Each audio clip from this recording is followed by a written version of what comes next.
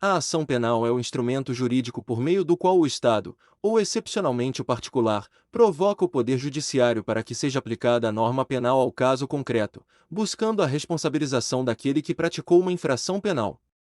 Trata-se do direito de pedir ao Estado juiz a prestação jurisdicional em matéria criminal, sendo elemento fundamental do direito processual penal, pois sem ação não há processo válido. A ação penal possui natureza pública, uma vez que a jurisdição penal pertence ao Estado, mas pode assumir diferentes modalidades conforme a titularidade do direito de agir e as condições exigidas para seu exercício. O fundamento constitucional da ação penal encontra-se no princípio do devido processo legal, na inafastabilidade da jurisdição e nas funções institucionais atribuídas ao Ministério Público pela Constituição Federal. O direito de ação é autônomo em relação ao direito material, abstrato porque independe da efetiva existência do direito alegado, e instrumental porque serve de meio para a aplicação da lei penal. No processo penal brasileiro, as ações penais classificam-se, essencialmente, em ação penal pública e ação penal privada, cada qual com subdivisões e características próprias. A ação penal pública é aquela cuja titularidade pertence ao Ministério Público, órgão incumbido constitucionalmente da defesa da ordem jurídica e dos interesses sociais. Ela pode ser incondicionada ou condicionada.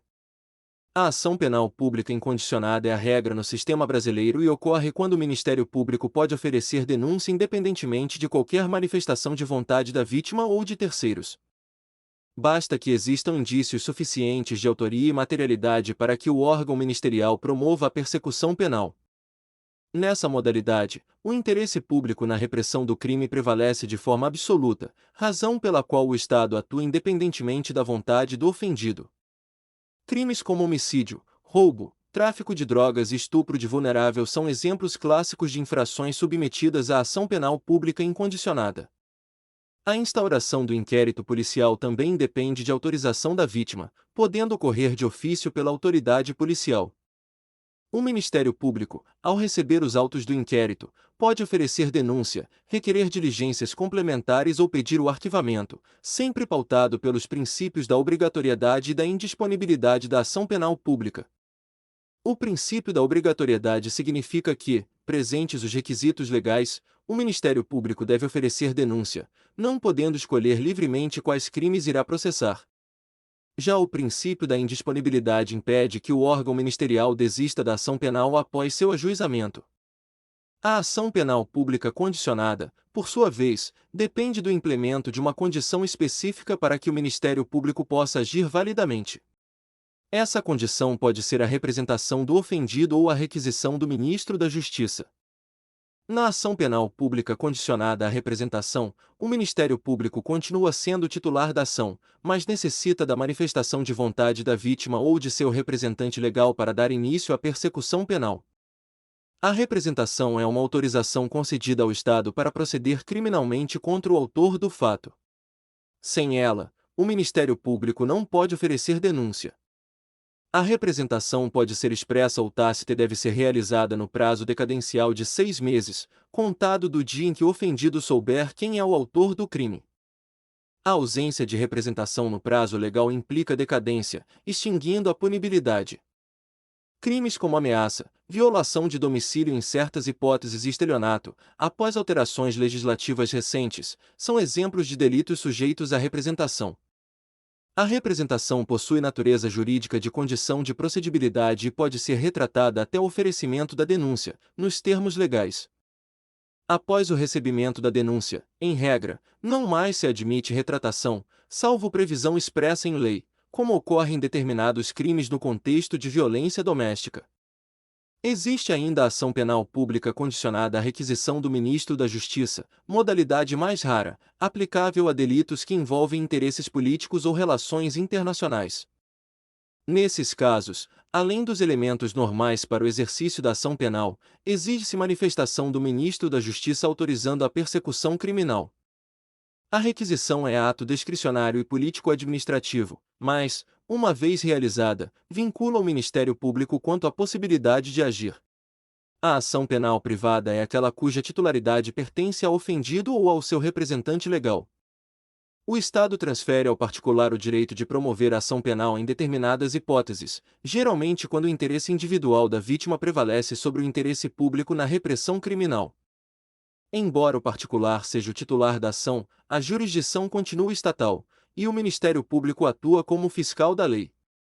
A peça inicial da ação penal privada chama-se queixa-crime, e o querelante deve observar todos os requisitos legais para sua propositura.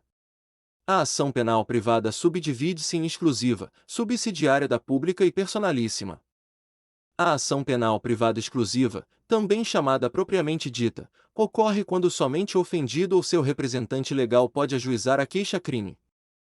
O Ministério Público não possui legitimidade para iniciar a ação, salvo em situações excepcionais previstas em lei. Crimes contra a honra, como calúnia, difamação e injúria, constituem exemplos tradicionais dessa modalidade.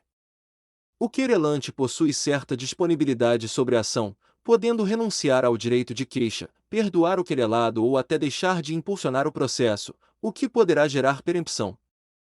Contudo, essa disponibilidade encontra limites legais e processuais. O prazo para oferecimento da queixa-crime é decadencial de 6 meses, contados do conhecimento da autoria delitiva. Se o ofendido não propõe a ação dentro desse período, ocorre decadência, extinguindo-se a punibilidade do agente. A ação penal privada subsidiária da pública ocorre quando o Ministério Público, sendo titular da ação penal pública, deixa de oferecer denúncia no prazo legal. Nesse caso, o ofendido ou seu representante legal pode ajuizar queixa subsidiária, substituindo o órgão ministerial na condução da ação. Trata-se de garantia constitucional destinada a evitar a inércia estatal e assegurar o acesso à justiça. Mesmo após o ajuizamento da ação subsidiária, o Ministério Público continua atuando no processo, podendo aditar a queixa, repudiá-la, oferecer denúncia substitutiva e até retomar a titularidade da ação em caso de negligência do querelante. A ação penal privada personalíssima é modalidade excepcional em que somente o próprio ofendido pode ajuizar a ação, não se admitindo representação nem sucessão processual. Se a vítima morrer ou tornar-se incapaz antes de propor a ação, extingue-se a punibilidade do autor do fato. Tradicionalmente, o crime de induzimento a erro essencial e ocultação de impedimento em casamento era exemplo clássico dessa modalidade. A decadência é instituto extintivo da punibilidade consistente na perda do direito de ação em razão do decurso do prazo legal sem manifestação do titular. No âmbito penal, a decadência atinge tanto o direito de representação quanto o direito de queixa. O prazo decadencial é, em regra, de 6 meses e possui natureza peremptória, não admitindo suspensão nem interrupção.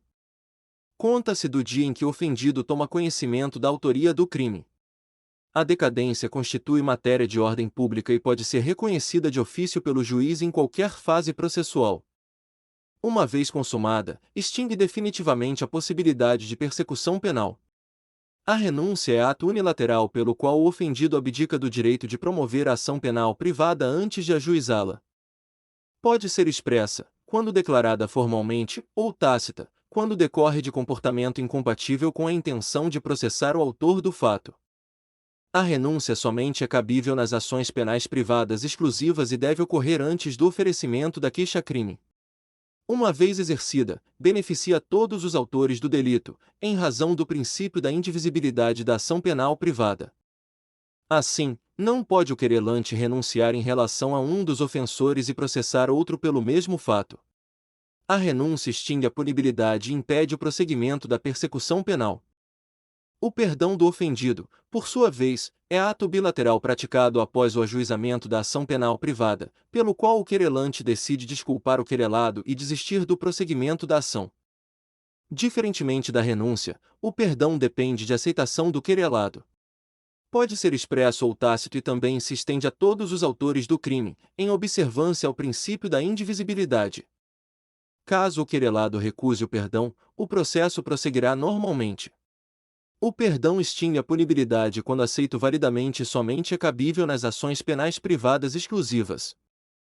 Existe ainda o perdão judicial, instituto distinto, concedido pelo juiz em hipóteses previstas em lei, mas que não se confunde com o perdão do ofendido. A perempção é causa extintiva da punibilidade decorrente da desídia do querelante na condução da ação penal privada. Como o titular da ação é o particular, exige-se dele diligência e interesse no prosseguimento do processo. O Código de Processo Penal prevê diversas hipóteses de perempção, como quando o querelante deixa de promover o andamento do processo durante 30 dias seguidos. Quando deixa de comparecer injustificadamente a ato processual a que deve estar presente, quando falece ou se torna incapaz e nenhum sucessor comparece para prosseguir na ação dentro do prazo legal, ou quando ocorre abandono do processo por pessoa jurídica querelante.